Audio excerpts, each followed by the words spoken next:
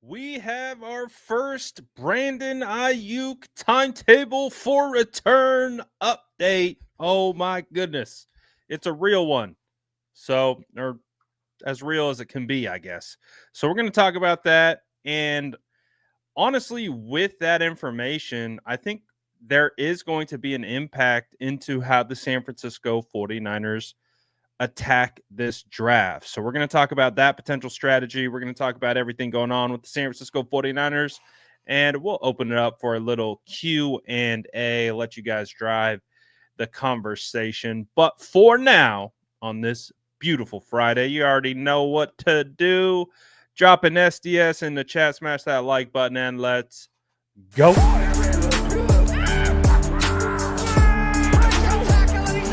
Smash that like button if you haven't already. Love to see it.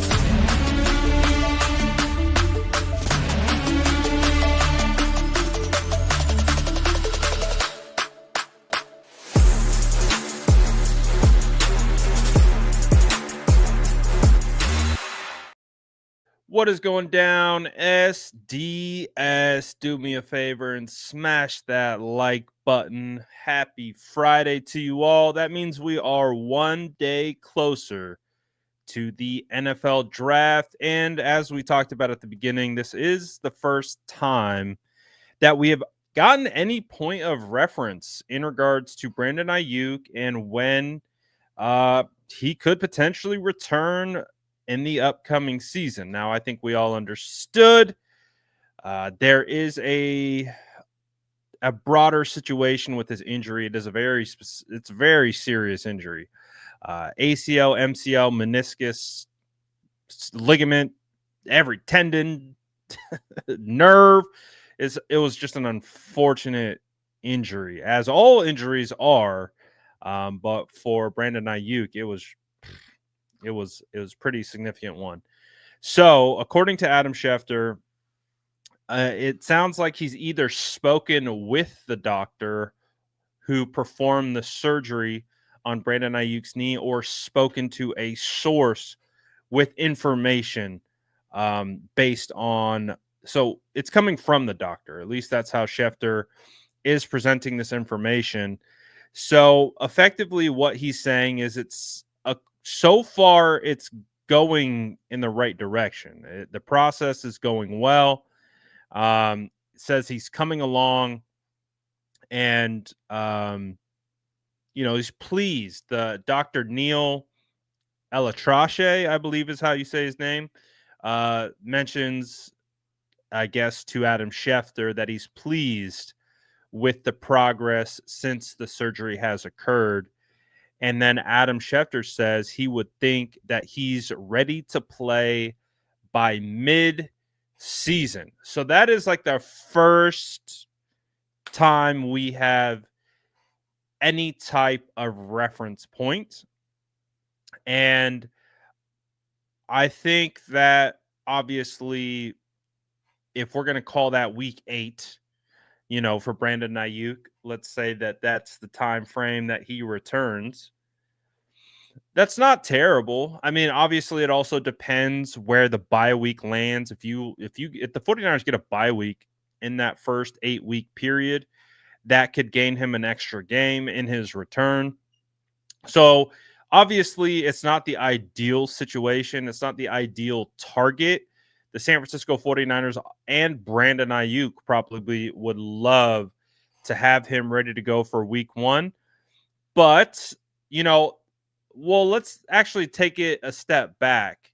Maybe we will get more clarification from Kyle Shanahan or John Lynch coming up at the owners meeting, because I remember, I think it was 2 years ago now, the situation with Brock Purdy's up with his shoulder. Remember, you had differentiating timetables for return from John Lynch on day 1 of the owners meeting. And then you had Kyle Shanahan, who shifted the gears a little bit. When John Lynch spoke, he mentioned that Brock Purdy's on track to be ready to go, for training camp and week 1. And so everyone got really excited. Like, oh, okay. Brock's going to be able to go at the beginning of the season. And then Kyle Shanahan came to speak to the media, and he said, hold on. We're looking at more like a week 1 through 4 trajectory. And completely changed the conversation, completely changed everyone's perception. Like, oh my gosh, Brock Purdy's not going to be able to play till week 4. Oh my goodness. And honestly, in real time, when you had John Lynch say what he said, and then you had Kyle kind of come in and be like, well, more week 1 through week 4.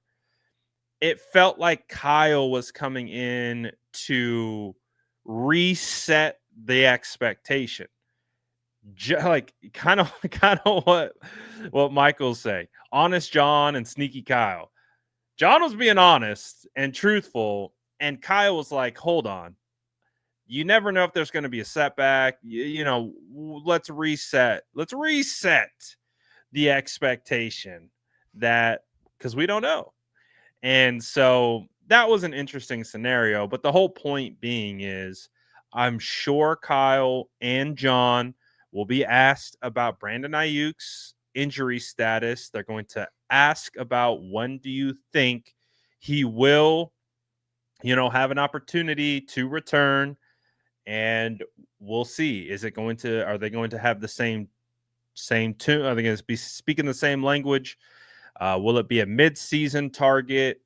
Who knows? And maybe they might not even say as much because, again, I think that the 49ers would rather have a more pessimistic expectation of the timeline so that if anything happens before it, it's perceived as always ahead of schedule, all of those different types of things. So we'll see how it goes. But if that is indeed the case and Brandon Aiyuk won't be able to play, we've already talked about the 49ers wide receiver room. We're pretty up to speed with who's in there. It's Juwan Jennings, Ricky Pearsall, Demarcus Robinson, Jacob Cowing. Those 4 guys, aren't bad. Like that.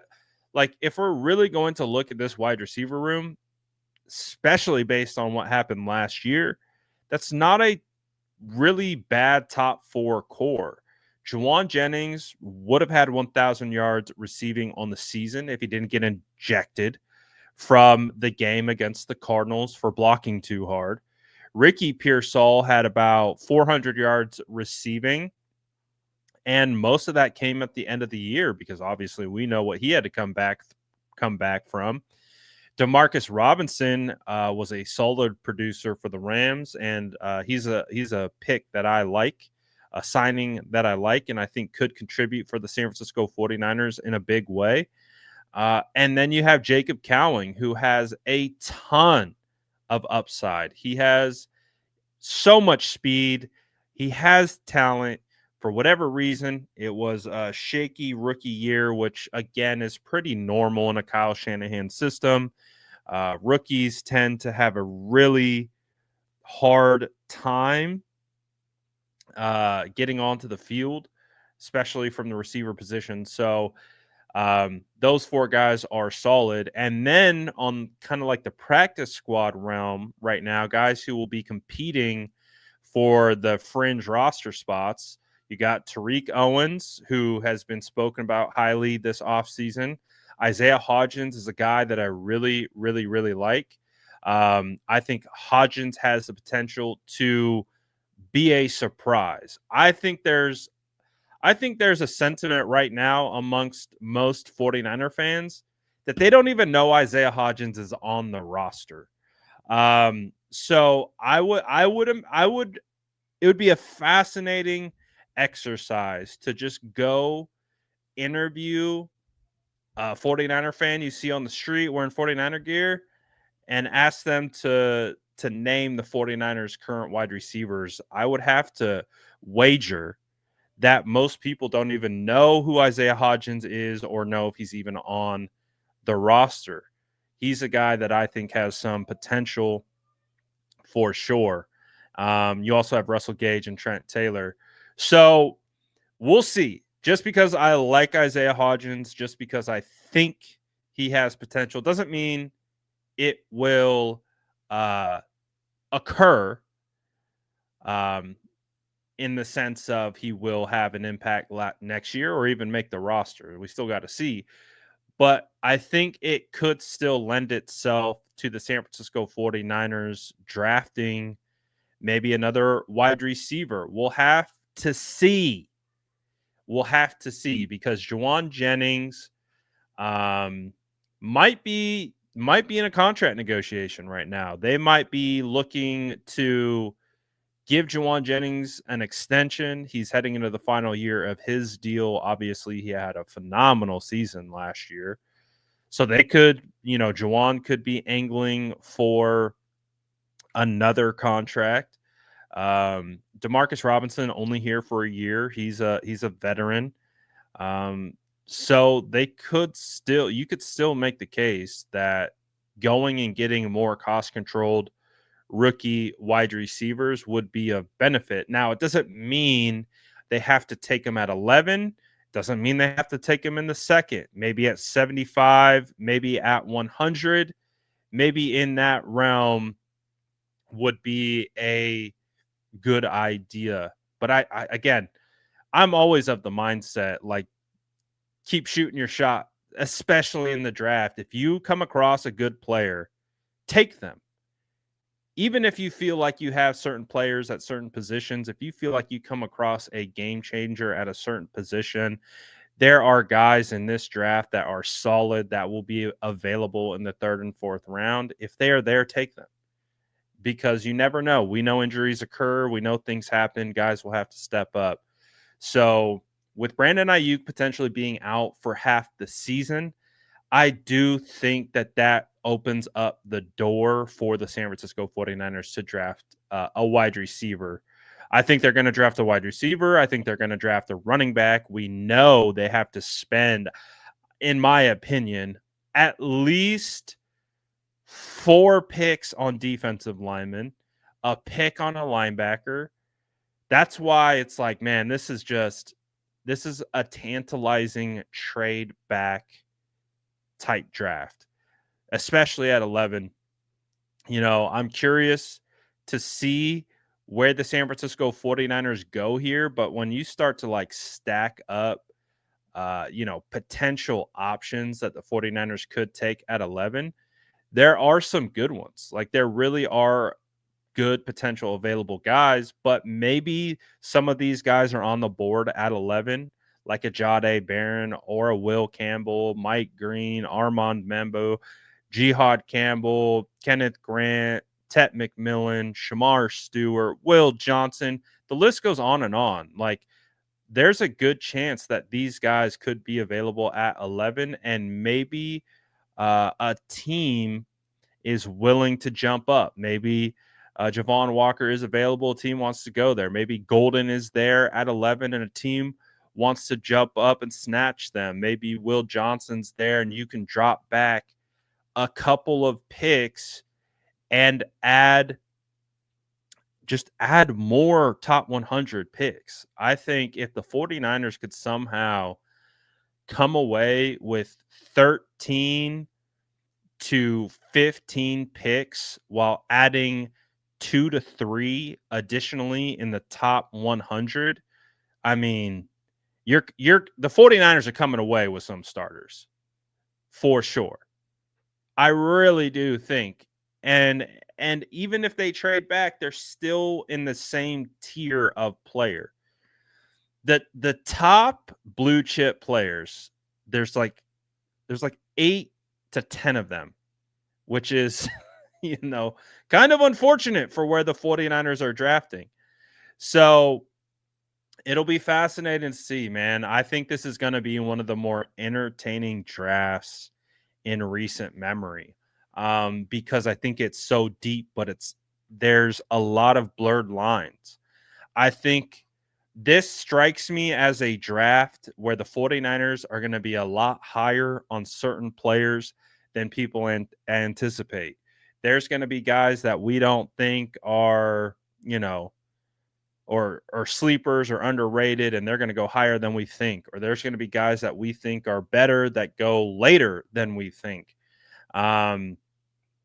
I think this is going to be a very, very entertaining draft, and I'm honestly looking forward to it.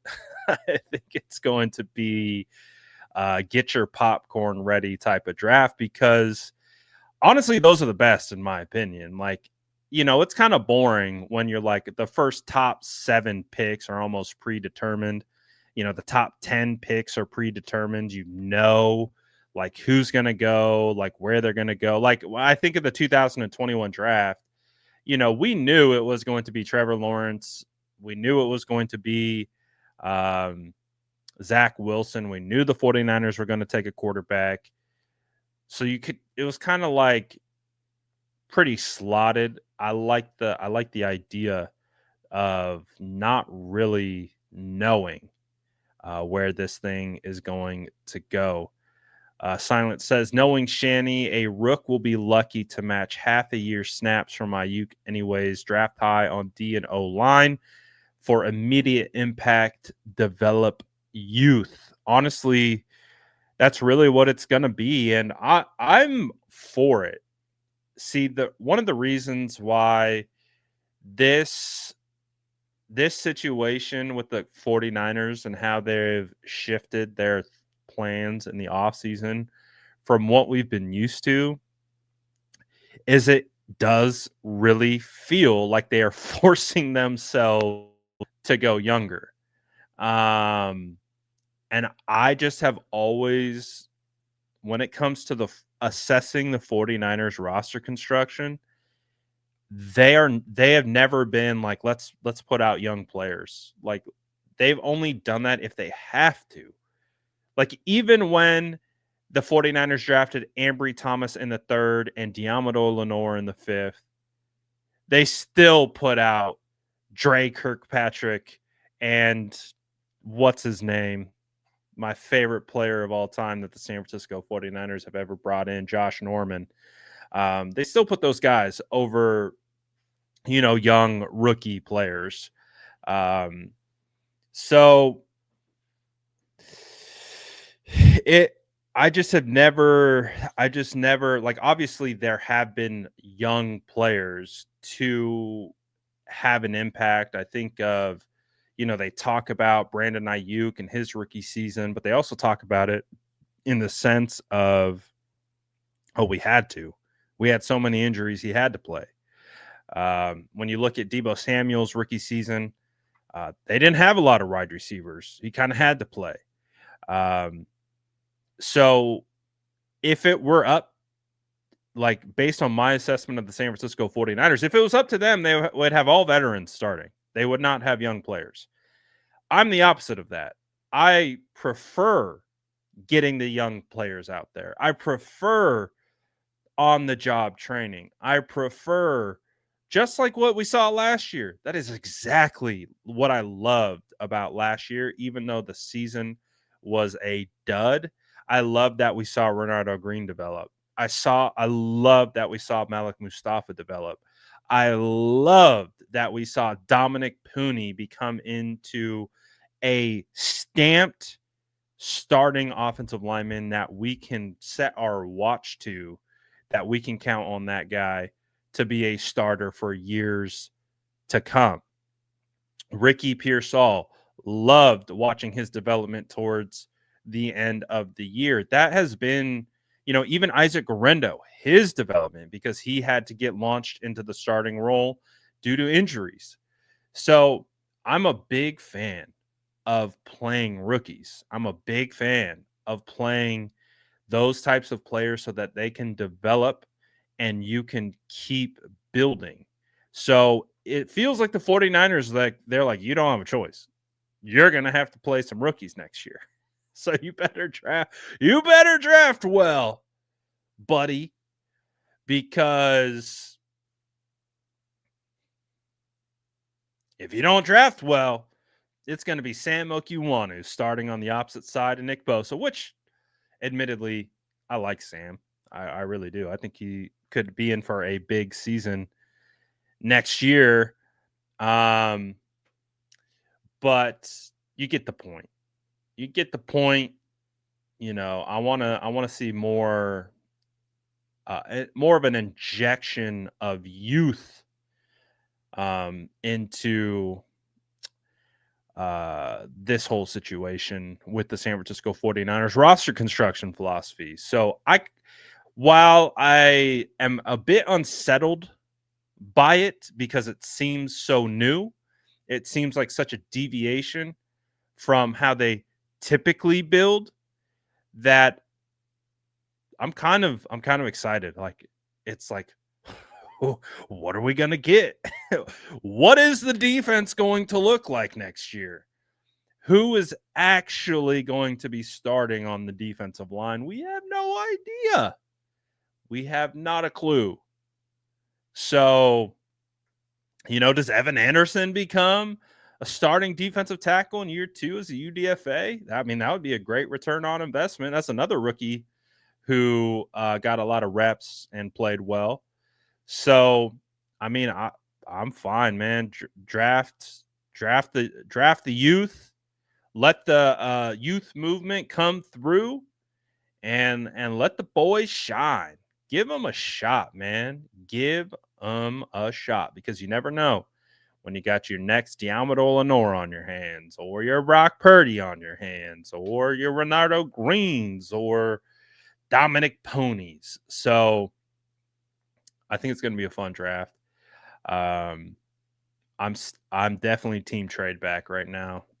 Team trade back, acquire more picks. Let's get crazy. If you guys want to drop some questions into the chat, I'll let you guys kind of drive the topics from here on out.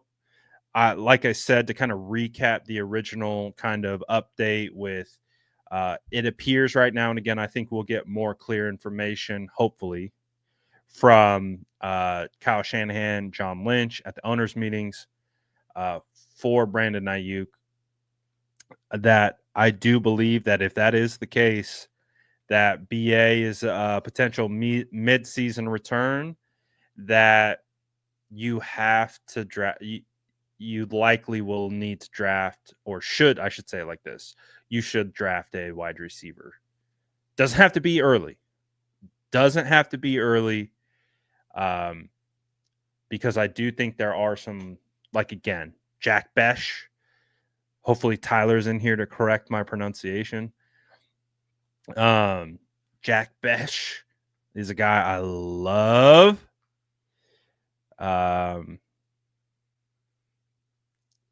So we'll see. We'll see what happens there. But I think they should absolutely go after. Don't cover your ears. Cover your ears. So far, people aren't a big fan of A.O. Manor. I actually have to watch his tape. I haven't watched his tape yet, so I don't have a strong opinion on him. But I do know that, at least from my perspective, that the 49ers, they like this guy, or at least they got their eye on him. That's an absolute fact. So, doesn't mean they'll draft him. No clue. So we'll see how it goes.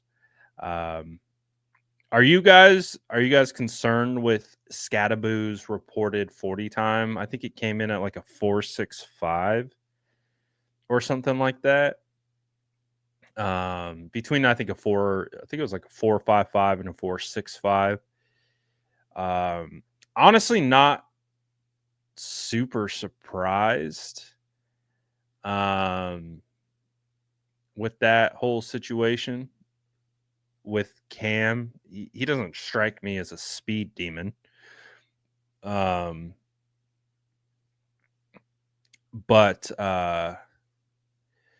I think that will ultimately keep him in that second or third round range, is just because he doesn't have that natural speed. But he seems like a guy that, even though he doesn't have the desired, clocked time, I would love to know what his in-game speed is, because I care less about, timed 40. I think the more important metric is game speed. So if he shows quality game speed, then I'm less concerned about up, you know, let's call it a mediocre 40. Um, but we'll see. That Silence says that being the case, eliminate players with limited college experience as a criteria realistic day one, day two, which players are most likely to be plug and play. And I agree. I think this was the big deviation that we saw. That this was the trend that we were able to identify in last year's draft. Because when you look at Pearsall, ton of playing experience. He played at ASU, transferred to Florida. He played in multiple systems, multiple environments. So he had extensive playing experience. Dominic Pooney was a transfer player who had played at multiple different levels of college football and had found success at each one and had a lot of snaps. Renardo Green had played a lot of snaps. Malik Mustafa played a lot of snaps. So yeah, I agree. I think the days of potentially going after like your Drake Jacksons um are probably in the past. I have a hard time, you know, seeing a player like Drake Jack like when I talk about raw, like let me compare him to a guy like Oluwafemi Oladejo. Um they are not the same level of raw. Even though Oladejo only has played edge for one season, he already has more pass rush moves than Drake Jackson did in college coming out. Like I remember scouting and watching Drake Jackson and I'm just like this guy is raw. Like he has the athletic upside. He was 21 years old I think at the time. He was a young kid, but I was like he's raw. He's very raw. He's going to have to develop in the NFL and that is hard. I always push back on raw prospects because that's one of the things that I've been able to identify as a trend is that sometimes the athletic upside never pays off because they can never they don't grasp the technical aspect of playing the game. And if you don't grasp the technical aspect of playing the game, you will be beat more often than not because what's the saying in the NFL? Like everyone's talented in the NFL. Everyone's big, fast and strong in the NFL. The great separator is technique and mental ability. So with Drake, he was just so raw. But I look at a guy like Oladejo, where even though he's only been playing edge for 1 year, like he doesn't look like that. He doesn't look like he's only been playing that for one season. He looks like he can. He's got a bag of pass rush moves. He knows how to implement them. He knows how to set up moves. Um, so I think that's the difference. And I think when you look at Oladejo, he's got a lot of playing experience. So, and he's a transfer guy. He's played into multiple systems and things like that. So, I think there is something to that. I think there is something about being able to play in multiple schools that I think used to be perceived as a negative, whereas now it kind of can be perceived as a positive because it proves you can transcend coaching. It proves you can transcend environment. Um, and like Oladejo, he can transcend positions, right? Like he could go from off-ball linebacker at Cal and then shift down to edge at UCLA and he put himself in a great position now to be drafted on day 2. So I agree with Silent. I 100%. Uh, I think the days of limited college experience is over. They have to go.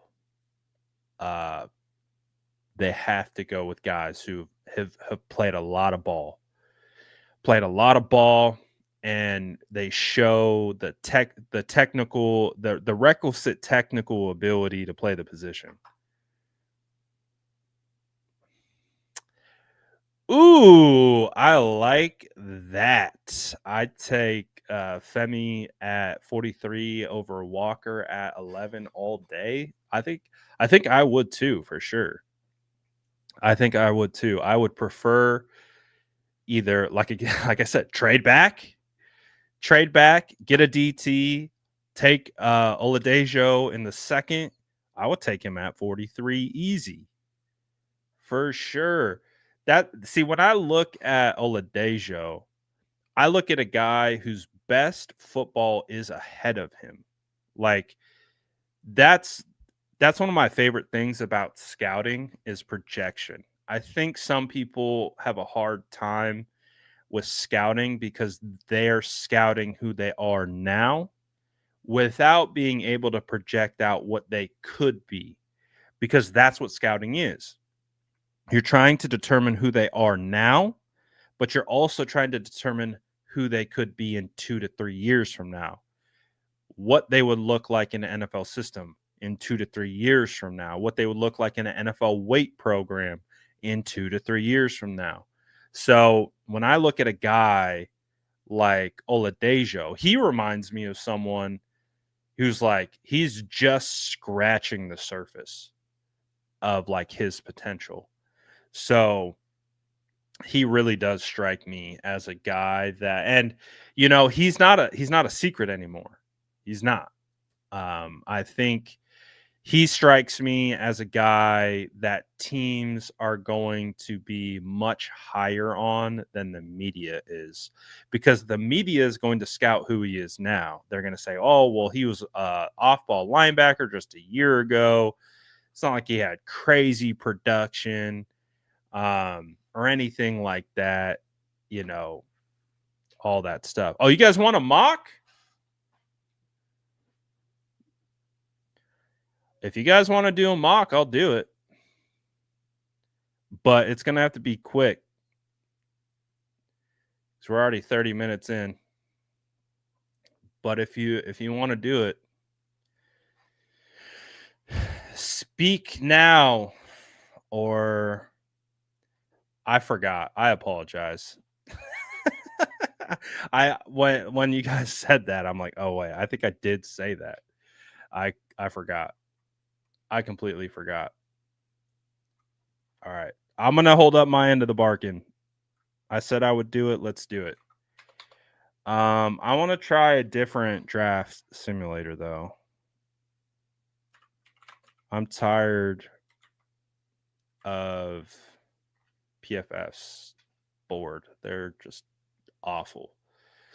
Um, when I did the one with Larry, when we did our kind of mock draft, what the 49ers would do mock draft, um, this is my first time seeing this particular simulator. And so let's try it out. We'll do this one. You guys know the deal. We're gonna do the poll in the chat, but you're only gonna have 30 seconds. I'm gonna have to make this a little bit more efficient than I have in the past. All right, so let's do this. Let me make sure. 7 round preferred draft order, pre-draft, fast, standard. I've never done this one before, so this will be my first time. All right. So we're on the board or not on the board. How do I start this thing? How do I start this thing? Oh, up there. Start settings. Oh, we already did settings. Okay. I'm going to hit start. Not gonna do trades on this one, just to keep it easy. All right. Get out of here. There we go. All right. I don't know if you guys can see. This is what we're looking at. We have McMillan, Warren, Walker, Johnson, Stewart, Michael, Barron, Campbell, Green. So drop your names in the chat. You know the drill. I'm going to pick the names that I see the most, and then we will put it into the poll, and then we will vote. So drop who you want to see nominated, and I will add them to the list. No trade backs. No tradesies. We're gonna roll with who's on the board. I'll say this. Next mock we'll definitely do multiple mocks a week. I'll say next mock we'll do trade back because I want to do that as well. We'll do trade back next time. All right, guys. So we got Barron. I see Campbell. I see Walker.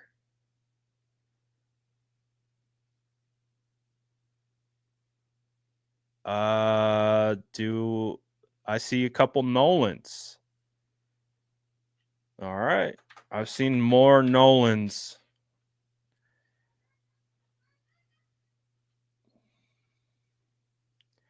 Barron.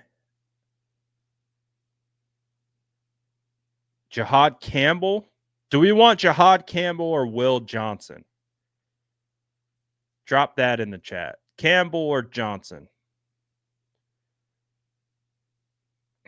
I would kind of assume people would maybe want Will Johnson more. Oh, no.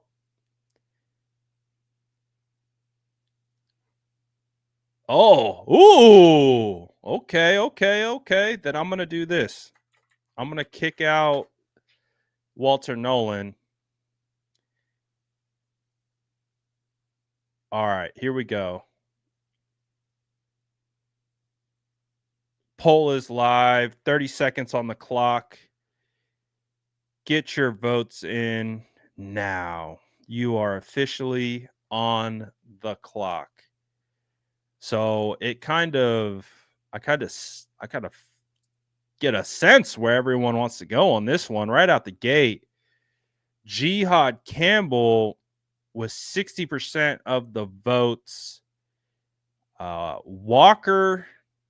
Javon Walker in second, or Jalen Walker. Not Javon Walker. I called him Javon Walker. Will Johnson. So it looks like we're going to have a winner here. Unless we get any last second votes. All right, it is crystal clear. The chat has spoken. We are going linebacker out of Alabama, Jihad Campbell with the first pick. No trades this one. No trades. Ooh. I might not even let you guys pick on this one. All right. I might not even let you pick. I might just pick for all of us. Zabel is on the board. Are you kidding me? All right, you know what to do. Drop your names in the chat. I've already added Zabel. I'm adding Burden. I'm adding Easy E.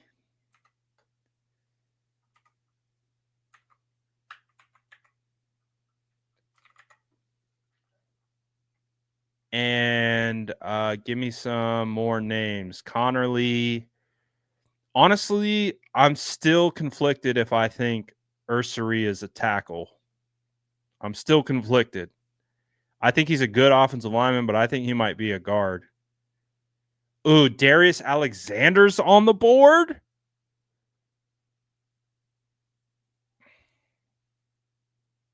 Oh, this is a dream right here with this board this way.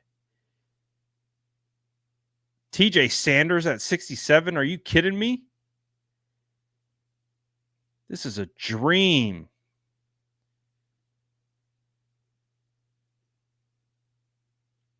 All right, I need one more name. I've got Zabel. Yeah, I'm gonna add Alexander. All right, we're about to pick. Poll is live. You have 30 seconds.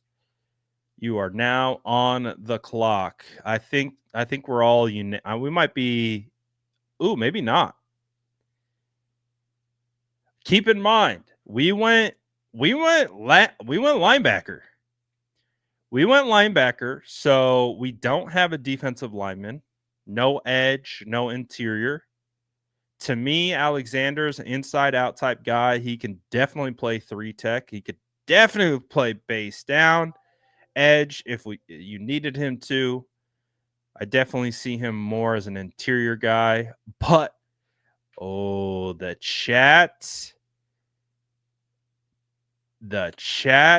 goes with Gray Zabel. Oh, baby. We are to pick 75, and the San Francisco 49ers are currently about to start Jordan Elliott at tackle or at defensive tackle. Hold on to your horses, people. Oh, but does that mean oh God. Oh God. If you could get TJ Sanders at this pick, oh my gosh. I'm just going to start typing the names for you because they're too good. I'm putting in TJ Sanders and I'm putting in Fannin. But yeah, I'm with Hendricks. Like we almost might go no poll here because TJ Sanders to me is like a fringe first rounder. But these are the names that are available. I'm going to let you guys throw out some other names.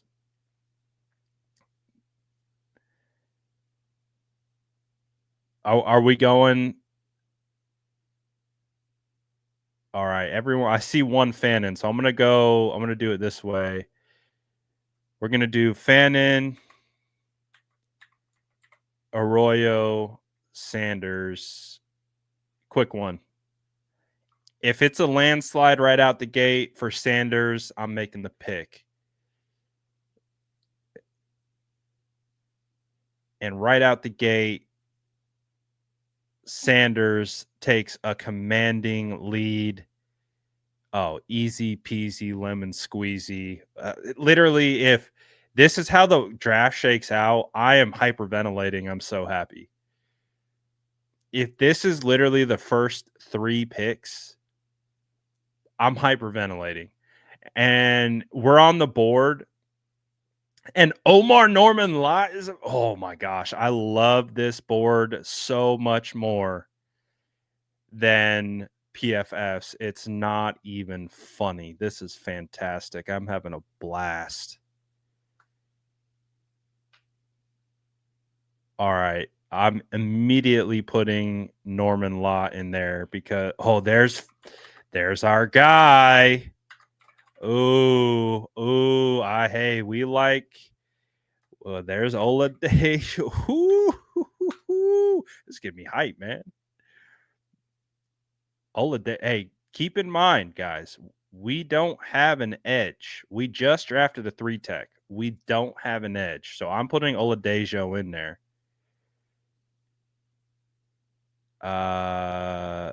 Although I do love Omar very much. But keep in mind we just went 3 tech. Anyone else for consideration here?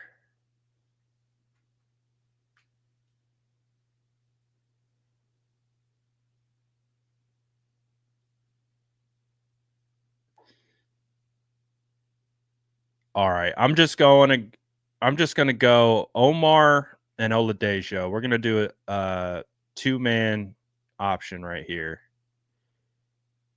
because I think that accurately depicts who we would go for. So the chat is live, or the poll is live. Norman Lott, or, and I spelled his name wrong. Shocker. I completely spelled his name wrong. I spelled his name Old Dejo.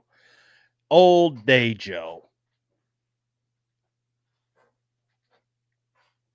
We're going old Dejo. Oh, dude. This might be the greatest subscriber mock that we have ever done. Omar Norman Law is still on the board. Are you kidding me?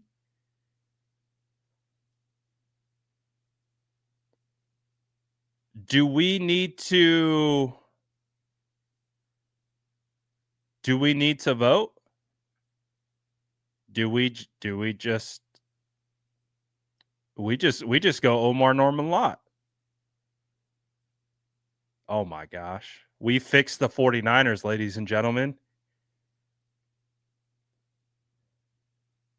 This is the greatest draft I've ever seen.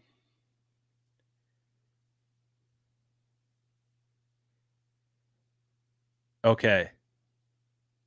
We're back up. So let's recap really quick. We just went strong on defensive line. We got Jihad Campbell, linebacker, replacing Dre Greenlaw. We got Gray Zabel, arguably the best interior offensive lineman in this class. No, not arguably. He is the best interior offensive lineman in this class to replace either Banks or Brendel, instant starter. TJ Sanders, 3-tech, instant starter. Oluwafemi Oladejo, instantly starting across. He's at least in the rotation across from Nick Bosa. Omar Norman Lott starting at the nose. Oh, yeah, we're cooking. So I think we're good on defensive line here. I mean, we could double down on defensive line again, or we go somewhere else. But oh man, Aeneas Peebles. I would go Peebles here. Sanker, if we want to go safety. All right, drop some names in the chat. Drop some names in the chat. I see a Ferguson request. Fergie Ferg on the beat. Ferguson. I saw a Fairchild, so someone wants to go O-line again. I will give you that option.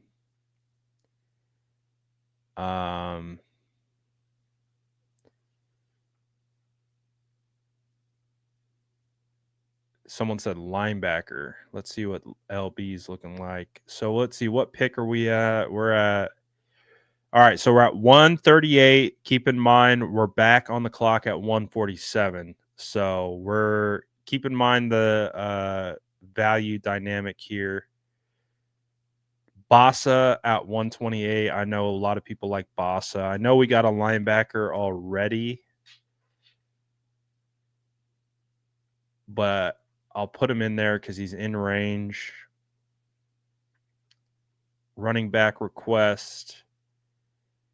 Running back looks like, unless you want to go Martinez or Neal, I might be able to punt on running back, especially if we want to target Jadon Blue.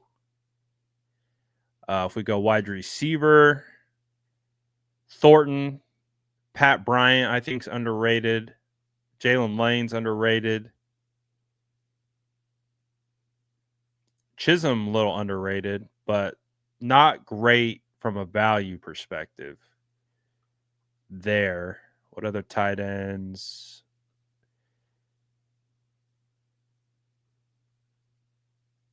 Oh, there's still some really good defensive linemen available.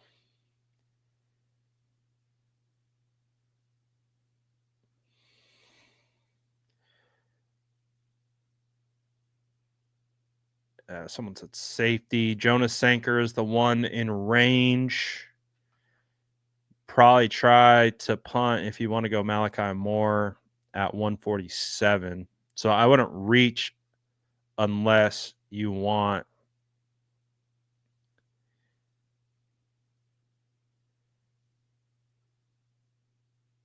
All right. So I've got Ferguson, Fairchild, Bossa. I see some Sanker. So we can go Sanker at safety.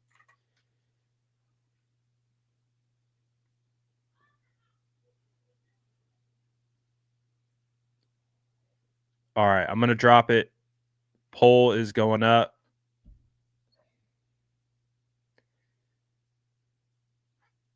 All right. Make your votes.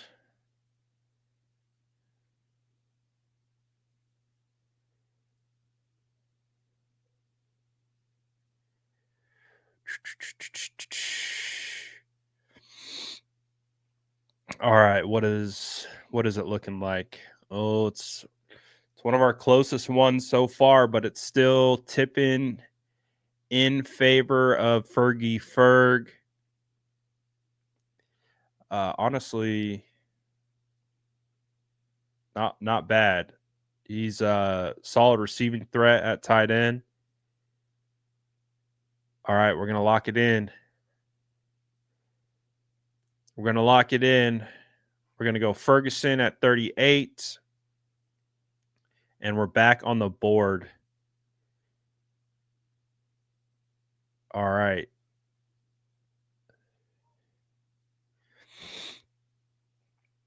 Then we still have phenomenal options on the board. We still have phenomenal options on the board.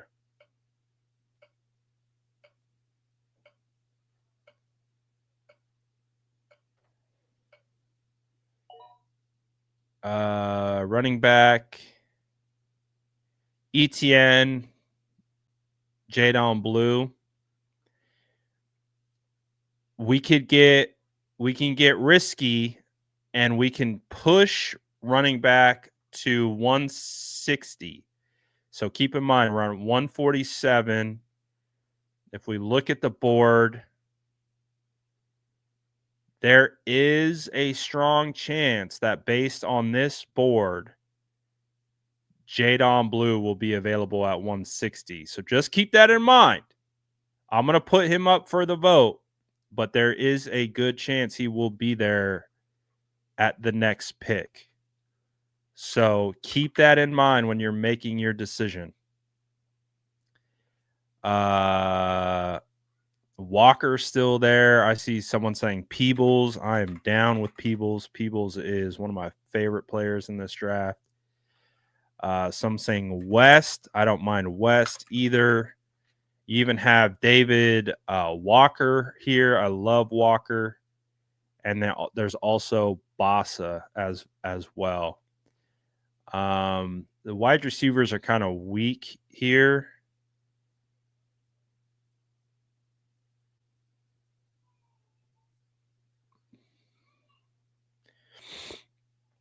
I think we missed out on that like core group.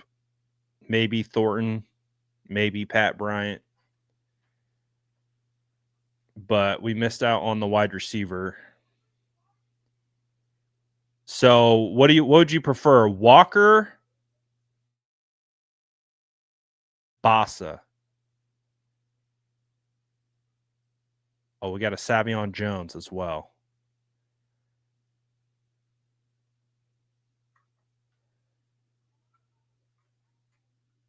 Blue, Bossa, Peebles, Walker. Honestly, I like that one a lot.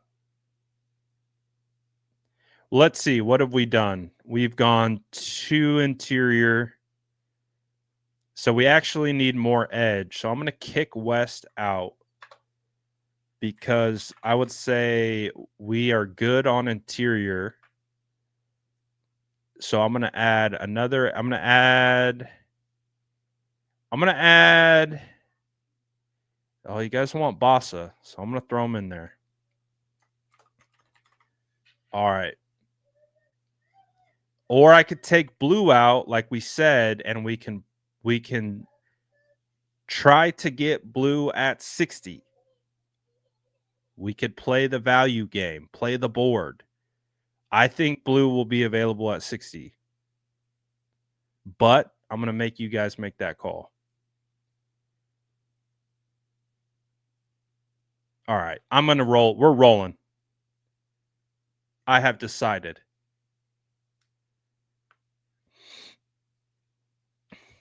I'm keeping him in there.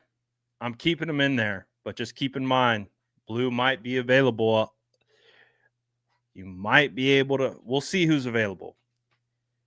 But so far, right out the gate, Blue takes an early lead. He's got 50% of the votes. Peebles, all right, I'm putting a timer on because this one could get dicey. 30-second timer on. Make sure you get your votes. Oh, it's neck and neck. This is the way that I like it. This is how you turn up the heat on the mock draft. Oh, it is neck and neck. Peebles comes out in front. There is only 10 seconds remaining. Blue takes another lead. It's now tied. Oh my gosh. The intensity. 5 seconds left. It is currently tied. Who is going to come out with the win? It's tied. All right. The next. Oh, Bossa. It was Bossa. It says Peebles right now. But I was going to say the first one to break the tiebreaker, it was Bossa.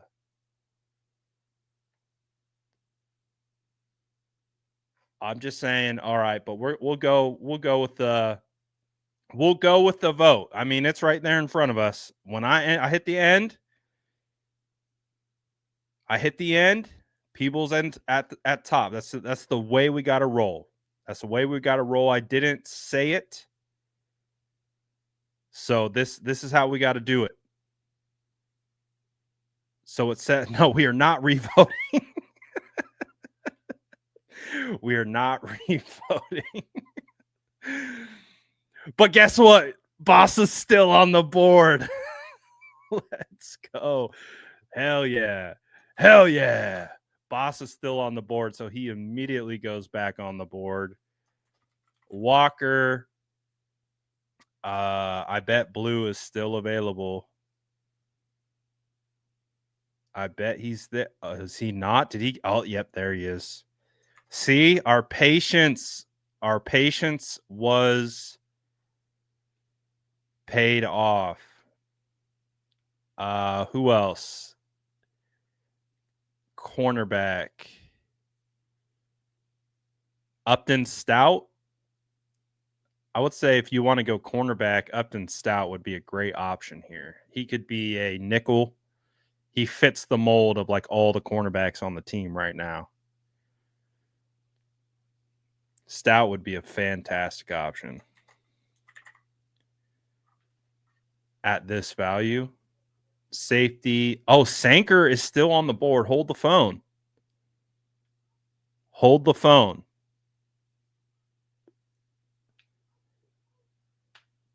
Does Sanker get a nod? Yes, it's a steep drop off. So we're not gonna get Sanker here. All right. So considering we've gone D-line, edge, D-line, D-line. So we've got 3 interior defensive tackles, 1 edge. So do I kick? I think I'm going to have to kick Walker out. Even though I think Walker is a good option, I will kick him out. All right. We're live. Vote here. These ones get close. So 30 seconds are on the clock. Let's see who wins this one. Right out the gate. Oh, Sanker.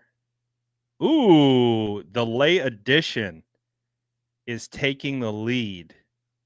41%, 47%. Oh, but blue is bringing up the rear. 5 seconds left. 5 seconds left, and then I'm hitting end pole right when this goes off. Who came out on top? Ooh! Come back from behind to win. Man, that 4.2 speed even shows up in the mock drafts.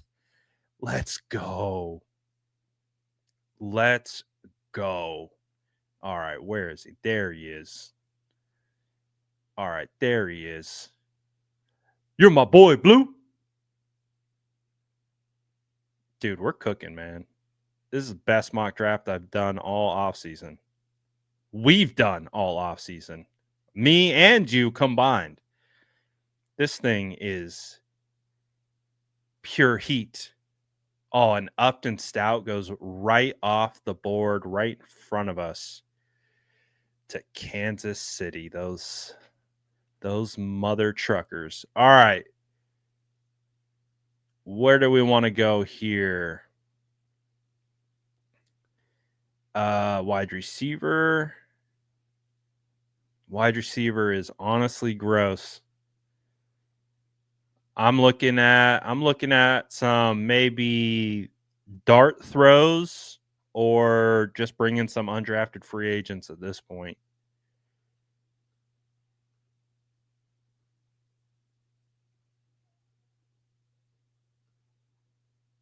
Oh, it's not looking pretty.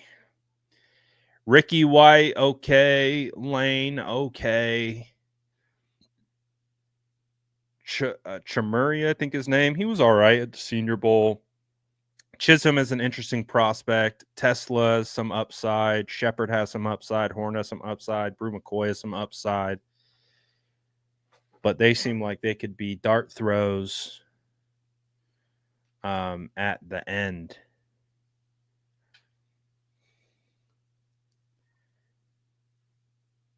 So let's see. Jake Majors, Josh Joyner, Nick Martin. I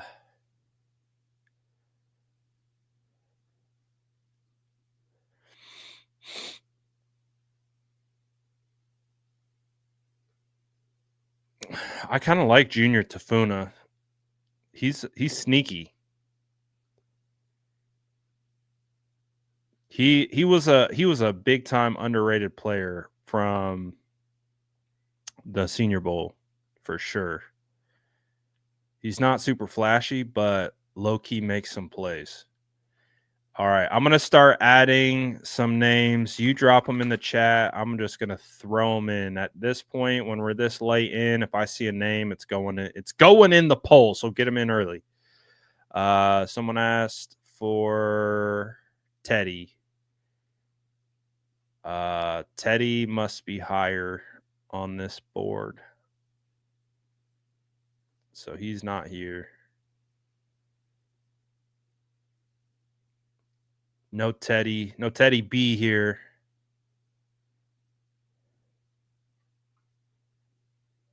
No, we are not going kicker. I refuse. OT wise, if we're going OT, I mean, you guys know I think Esapole is solid. Like I think this is a steal if you're snagging him here. That's just me.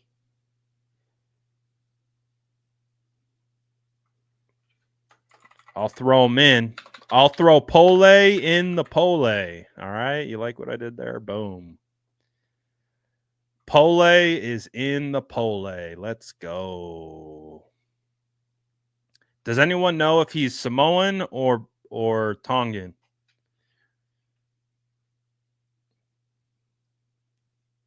I'm going to throw Jake Majors in here because I think that's just good value.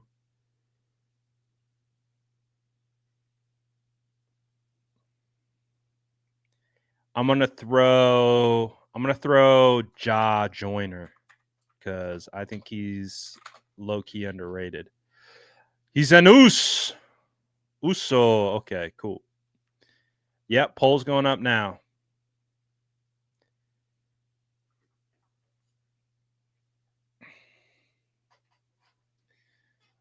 So right now we have Marshall, who's a cornerback.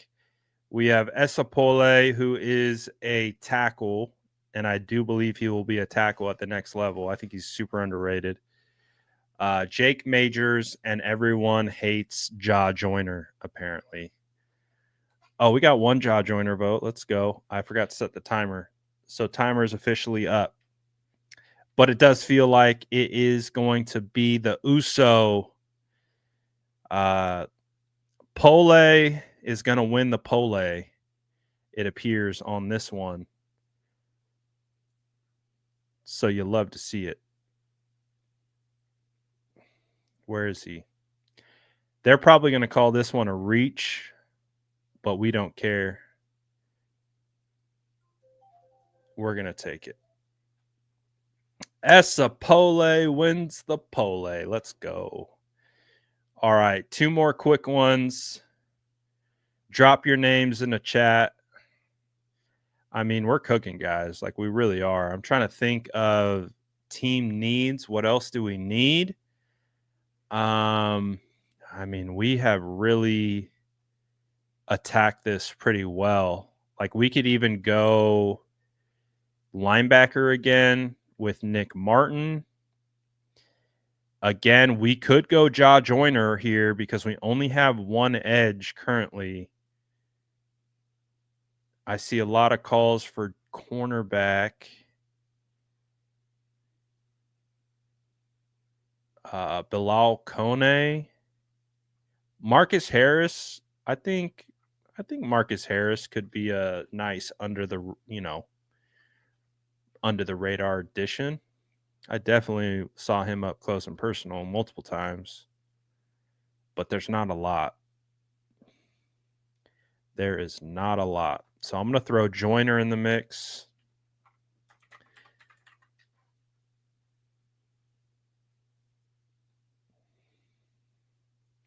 Someone said Fortune.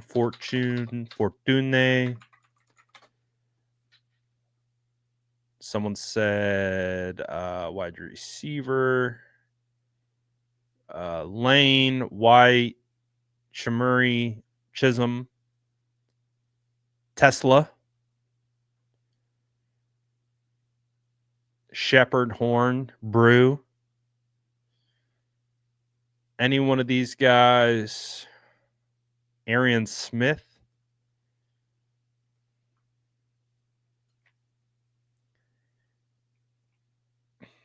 All right, I need some names. Drop them in the chat. Second I get it, I'm going to throw in Martin. Nick Martin, OSU linebacker. I'm going to throw Tesla in there.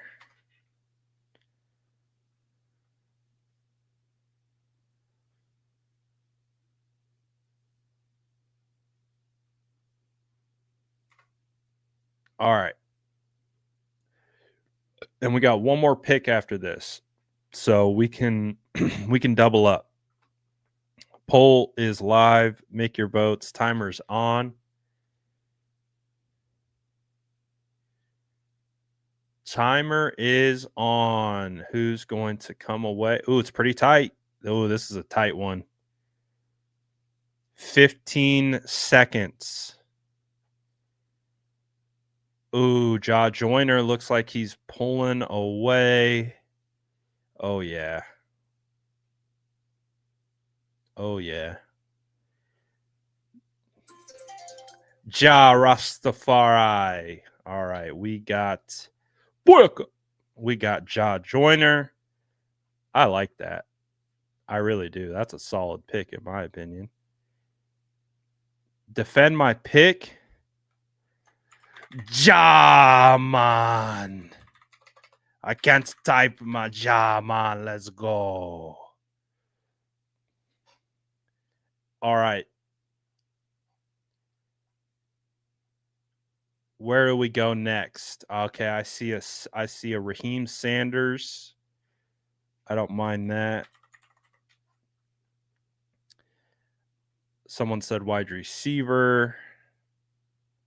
Tesla's still there, so I'll throw him in there. Tesla,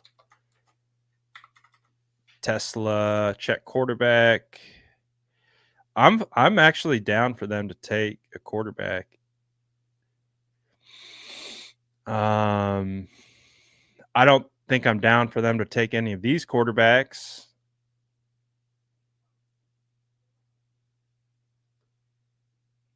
A lot of people think Kyle would like Max Brosmer. All right, I'm seeing some Thorn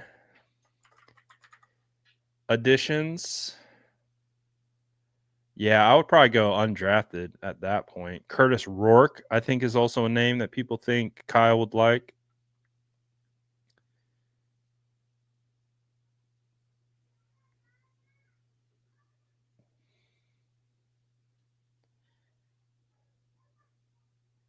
Nick Martin's still there. Ooh, I'm going to throw Martin in. I'm going to throw Martin in.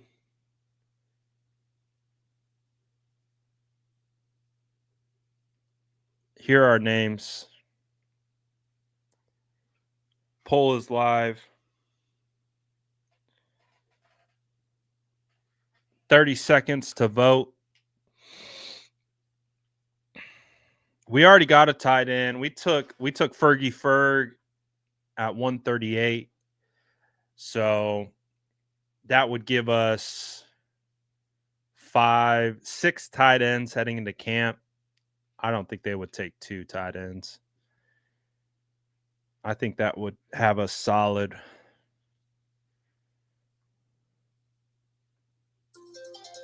All right.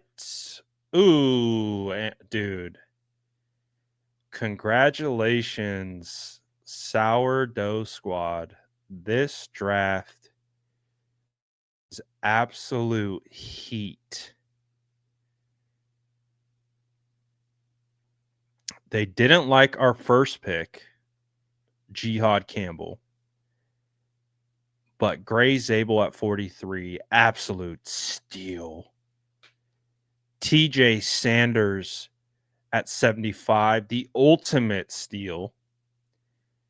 Oluwafemi Oladejo at 100, A+ is damn straight. Omar Norman Lott at 113, are you kidding me? Terrence Ferguson at 138? Aeneas Peebles? Jadon Blue at 160? LA? Ja Rastafari at 249 and Nicky Martin. Dude, we cooked. This is legitimately phenomenal. Oh, look, my little note. I'm gonna take a screenshot of this because this we gotta submit this to John Lynch. We gotta be like, hey John, feel free to copy our notes. Because if the San Francisco 49ers come away with anything that just barely resembles this, we are championship. Let's go. How are we bad at pass coverage? We have Diamador Lenore, Renardo Green, Malik Mustafa.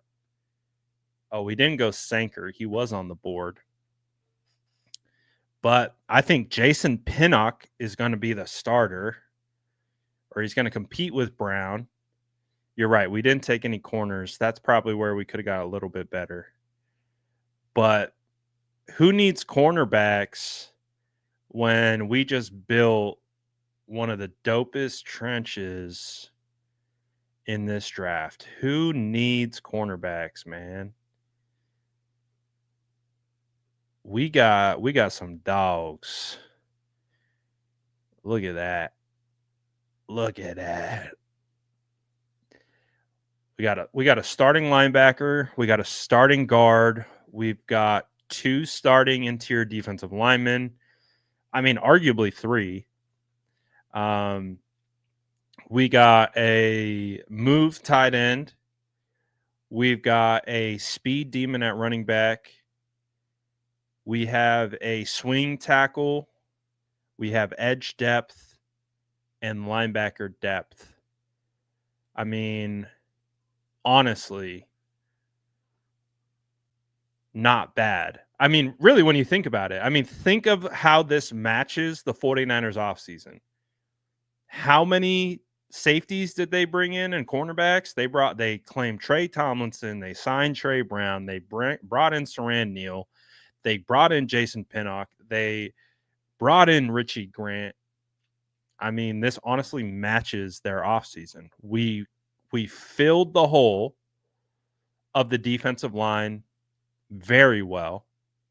We added linebackers, and right now, arguably the most strongest part of our defense is secondary. So I'm really not that worried um, about them not going secondary. Obviously, I could see them going secondary. I think you can make a case for 147 to potentially be a corner, maybe 138 to be a corner. Or if you went corner at 11. But honestly, I think we did the damn thing. All right, grade our mock. Now you guys have to grade it.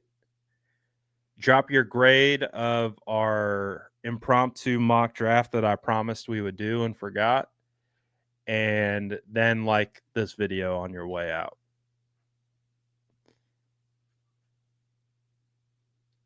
Mike's throwing us an A.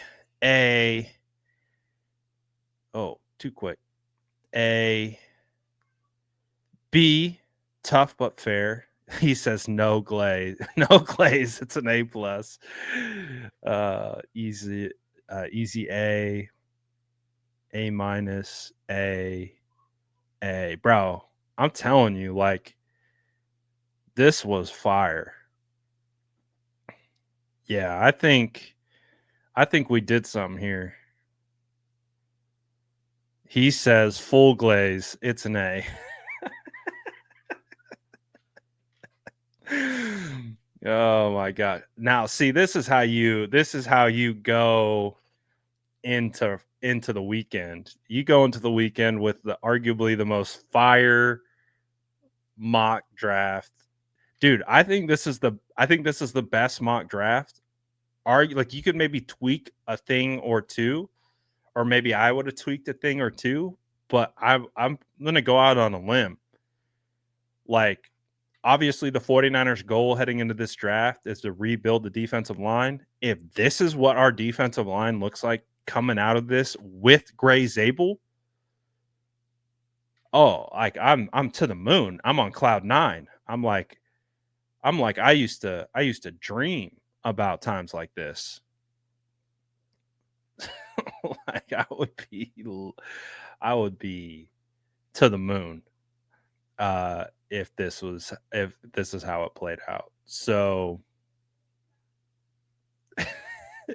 yes, that's how it works. This is how it goes. We get our hopes up. We lock in to the players that we love just to watch them get drafted by our arch rivals. That's how it goes. That's why the draft is such a fun process, in my opinion, because you don't know how the board's gonna fall. You don't know where your favorite players are gonna go, but that's what makes the rush of them drafting your player so fantastic. Like when they drafted Renardo Green last year, I was hyped. I was so hyped. When they drafted George Kittle, I cannot express how freaking excited I was. So that is really the joy, is when they actually do hit. Would be fantastic. So we'll see how it goes. And like I said, if the 49ers draft anything that resembles this, we're back, baby. We are absolutely back. So great job to the chat. This was a true team effort. Obviously, we had some unanimous picks where we didn't even use the poll. That is rare. So obviously, I think we got to do this more often. I really like this simulator much more than PFF. This actually feels more realistic in regards to the to the board, all that good stuff. So appreciate you guys. Thank you for hopping in on this one. This is fun. This was fun. The poll element to it is also fun. So we just need to figure out how to, on one of these mock drafts, to get like 300 people in here so we can get like 100 votes per poll, so we can really see the races go back and forth. That would be fun. Yeah, I think I'm gonna post this one. Who knows? This might even come out in the wash. My mock draft 4.0 might look oddly similar to this because this is too good. But again, appreciate you guys. Hopefully you have a great weekend. Smash that like button on your way out. Do me a favor, and we'll be back next week with more content. I'll go live this weekend if some news breaks. Other than that, probably take let's see, Suns football game on Sunday, some other stuff on Saturday. So family time on the weekend, and then we'll be back next week to hop right in. So appreciate all you guys.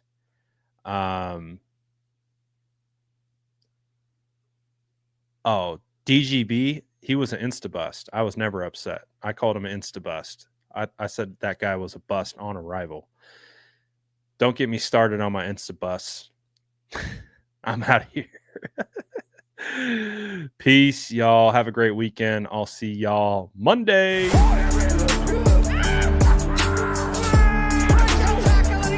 Smash that like button if you haven't already. Love to see you.